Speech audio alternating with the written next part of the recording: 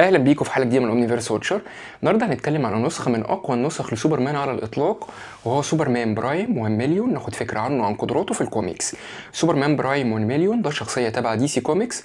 اول ظهور ليه في الكوميكس كان في شهر نوفمبر سنه 1998. الكلام ده كان في العدد رقم 4 من سلسله الكوميكس دي سي 1 مليون على ايد الكاتب الكبير جرانت موريسون. سوبرمان بيكتشف ان هو خالد بيشوف اهله اصحابه ومراته بيموتوا قصاد عينه.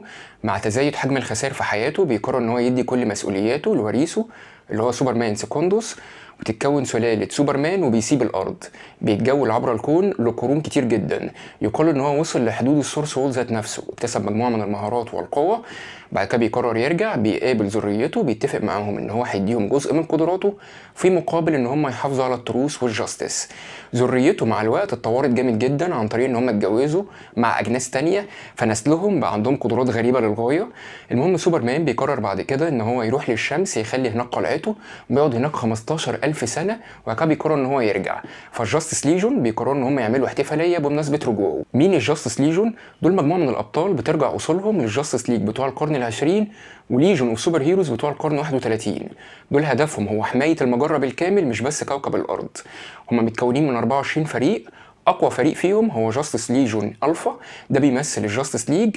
في فرق تانية بتمثل فرق قديمه احنا عارفينها، زي في فريق بيمثل ليجون اوف سوبر هيروز، ليجون اوف سوبر بيتس، يانج جاستس، وتين تايتنز. هم بيجوا القرن العشرين بيطلبوا من الجاستس ليج ان هم يشاركوا في الاحتفاليه دي عن طريق ان هم يذهبوا للقرن 853 يعملوا استعراض لقدراتهم في حلبات على كواكب مختلفه، وان هم هيفضلوا مكانهم هنا في القرن العشرين لحفاظ الامن والسلام. بنشوف ان الجاستس ليج بتوافق. اور مان الخاص بالليجون بينقلهم للمستقبل، بس اول لما بيحصل كده هو بيتصاب بفيروس تكنولوجي جاي من المستقبل. الفيروس ده بينتشر عبر الارض بالكامل وبيسيب البشر، وبيعرفوا ان قصادهم 24 ساعه والا هيتجننوا بشكل كامل. الفيروس ده برضه بيصيب الالات. بنشوف ان الالات بتتجنن، ده بيأثر على نظام توجيه صاروخ بيقع في اوروجواي، بيموت ملايين من البشر. الجاستس ليجون بيحاولوا ان هم يسيبوا الفتره الزمنيه دي، بس مش بيعرفوا عشان اور مان مات فيروس. بيساعدوا باقي اعضاء الجاستس ليج اللي فضلوا في القرن العشرين في الاخلاء ومساعده الجرحى. بنعرف ان سولاريس هو السبب في كل الكلام ده بعد ما بيتحالف مع فاندل سافيج في المستقبل بالاتفاق مع ستار مان في القرن 853. مين سولاريس؟ ده كمبيوتر عنده وعي تم انشاؤه في القرن العشرين، كان عدو لسوبرمان وبالتالي كان عدو لسلالته. استمرت الحروب ما بين سولاريس ونسل سوبرمان قرون كتير جدا لغايه القرن 505. سوبرمان بتاع العصر ده ضحى بنفسه عشان يغير البرمجه بتاعه سولاريس، وبينجح ان هو يخليه شمس اصطناعيه اضافيه للنظام الشمسي. سولاريس بيساعد البشر لقرون كتير جدا وبيكون طيب لغايه لما بيرجع لميوله الشريره القديمه. بيطلع ان الهدف الحقيقي من الفيروس هو خلق مفارقه زمنيه تستدعي انشاء سولاريس في القرن العشرين عشان يتصدى للفيروس ويقوم بامتصاصه. بعد ما بيتأسس وبيتم إنشاؤه في القرن العشرين بيبتدي يكتسب وعي، كان على وشك إن هو يدمر النظام الشمسي بالكامل. ستار مان عشان يعوض اللي حصل بيضحي بنفسه عشان الكلام ده ما يحصلش.